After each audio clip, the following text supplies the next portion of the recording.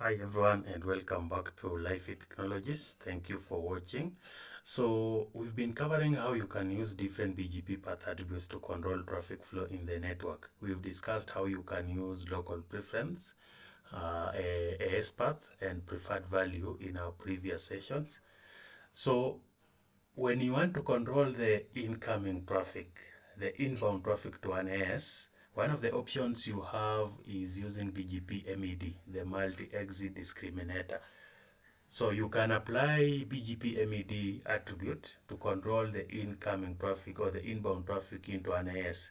For example, you can see that from this setup, if you are sending your traffic from PC1 to PC2, the traffic flow as we indicated, by default it will follow this path and then it will use R10 then to PC2.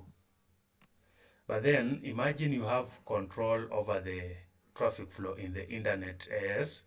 So what we want to do is to try and use MED to control the traffic flow so that our traffic will flow in this way. And then when it reaches on R9, it will flow to R11 and not R10. So using MED, we are able to achieve this by making some routes have a higher MED. Remember, MED is like cost. So before we dive into the lab, let's try to understand the MED attribute. So the MED attribute can help determine the optimal route when traffic enters an AS. So it can be used to control the inbound traffic or the incoming traffic from other AS. So if you are connected to two ASs or two ISPs, you can be able to use MED to select the path that traffic should use when it's coming into your AS. So when a BGP device obtains multiple routes to the same destination, but with different next hop from EBGP peers, the BGP device select the route with the smallest MED value at the optimal route. So let's imagine that MED is now the tiebreaker to select the best path. Then the route with the smallest MED value will be chosen as the optimal route. And another thing that we need to mention is that the MED attribute is exchanged only between two neighboring AS. So once the neighboring AS receives the MED attribute, it does not advertise it to any other AS. It's non-transitive. So if we are configuring MED in this topology, if we are configuring MED on R11 and R11 advertises these routes to R9, R9 will not include the MED attribute when it's advertising the route to R7 and R6. So it's non-transitive. It will not be exchanged. It will not be advertised by the neighboring AS to the other ASs. Then we can manually configure this MED value, and by default the MED value is 0. So all the routes will come with an MED value of 0, but you can manually configure, you can manually adjust the MED value for this route so that you can be able to control how you want the traffic to flow in the network. So in this setup, I've mentioned that our traffic going to the internet from PC1 to PC2, when it reaches R9, it's using the lower path. From R9, it flows to R10, R10 then to R12 to PC2. So what we want to do is to use MED to control the traffic such that it will flow from R9 to R11, then R12 to PC2. So if we check the routing table for these routers on R9, if I do display BGP routing table 172.200.200.2, you can see that the MED value is set to 0.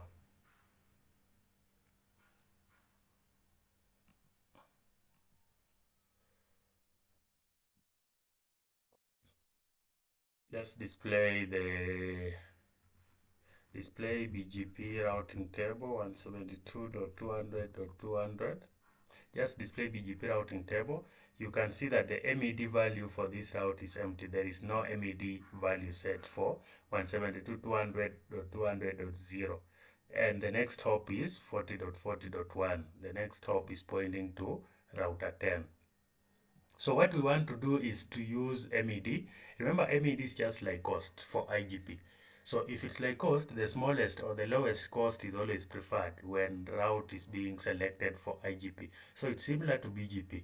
The route with the lowest MED will be selected as the best path. So one thing we can do, given that the default is 0, we can leave R11 to have the MED of 0, and then we increase the MED value of the route that is advertised from R10. So it will not be selected because it has a higher MED. So how do you configure MED? It's very simple. We'll be using the route policies, we'll be applying the route policy the same way we've been doing before. So on R10, we will configure an IP prefix to match the IP address of 172.200.200.0, and then we'll configure route policy to change the MED. So we configure route policy change MED, that is the name that we are giving it. Remember, it's always advised that you need to give a name that resembles what you are doing, so that if someone is checking your configuration, it's very easy to tell that this route policy, the objective of this route policy is to change the MED of that route. So we are merging the IP prefix of merge PC2, and then we are applying a cost of 300. So we are giving it a higher cost. Remember, the one coming from R11 has a cost of 0. Then this one will have a higher cost of 300, and it will not be preferred. So we'll configure this, and then we are using the route policy when we are exporting the route from R10 to R9. So these are the configuration that we need to apply on R10. I will copy and run on R10. So on R10,